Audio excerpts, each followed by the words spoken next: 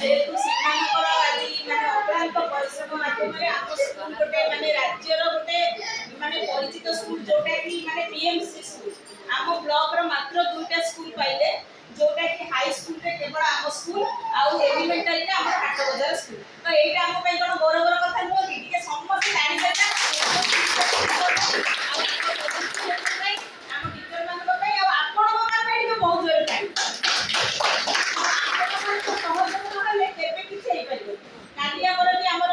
district level seminar होतिला तो सार माने हमर जो आसीथिले स्टेट रो सेमाने कहले माने स्कूल रो समस्त माने प्रकृतरे रजा होचि अभिभावक जदि अभिभावक मानकर सहयोग नदियो सेमाने सेमानकर राज्य रे रजा तो सेमानकु सब बेले माने सहयोग सेमानकु सब बेले रेस्पेक्ट दबा दरकार आ आपण मानकर सहयोग भी हमर स्कूल प्रति रहबा दरकार तो आम भितरे जो कि मधुर संपर्क सृष्टि हबो गोटे कथा होची कि हमर जो माने डायरेक्ट प्रिंसिपल जे ताकर गोटे आलेख्य लिखिले विद्यालय रो आत्मा से विद्यालय रो आत्मा होची से कहबा कथा कि जदि विद्यालय रो स्थूल शरीर होची माने इंफ्रास्ट्रक्चर होची स्थूल शरीर आ जो छात्र छात्री शिक्षक शिक्षयित्री अभिभावक आ एसएमसी मेंबर मानको मध्य जो मधुर संपर्क सेटा होची आत्मा जदि आत्माटा हमर स्ट्रांग रहइबो ताले हमर बहुत डेवलप हबो तो एई जो प्रमाणित कोन होची आम आत्माटा स्ट्रांग हे जाई आम भितर गोटे मधुर संपर्क रहिछि दीदीकर आ गोटे कथा सबुठु गर्वर कथा होची कि आम दीदी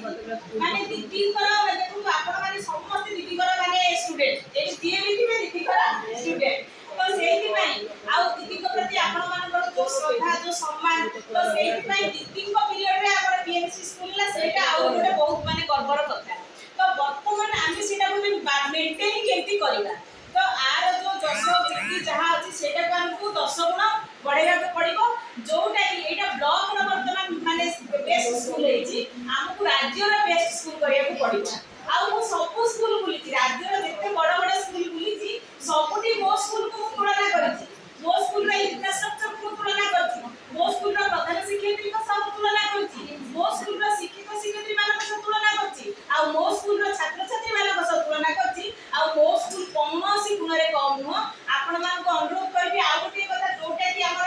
आजिकल जुग रे आमे कभी स्किल डेवलपमेंट करूची पिला केमती परसेंटेज 90% रखिबो 99% रखिबो किंतु बापा मां माने किबा हो शिक्षक शिक्षयित्री माने प्राय स्कूल मान के कोन करचुती माने आमे नैतिक मूल्यबोध को आमे आ विकास करूनी जति हम पिला स्किल डेवलपमेंट करिया पिला 99% रखिला एते परसेंट रखि डॉक्टर हैला इंजीनियर हैला जति नैतिक मूल्यबोध ता पाखे न रहिला डॉक्टर ही कोन करबो रोगी मन को सोसिबो दामिकिया मेडिसिन लेखिबो एई टेस्ट करो सेई टेस्ट करो कि परसेंटेज पाइबो जदि इंजीनियर ता पाखे नैतिक मूल्यबोध नथिबो जदि इंजीनियर हबो माने कम जहा पैसा आसीबो कम टाका कोलोटा करबो ताबे कोलो भुसुडीबो होची ना नै तो पिला माने परसेंटेज पाइबो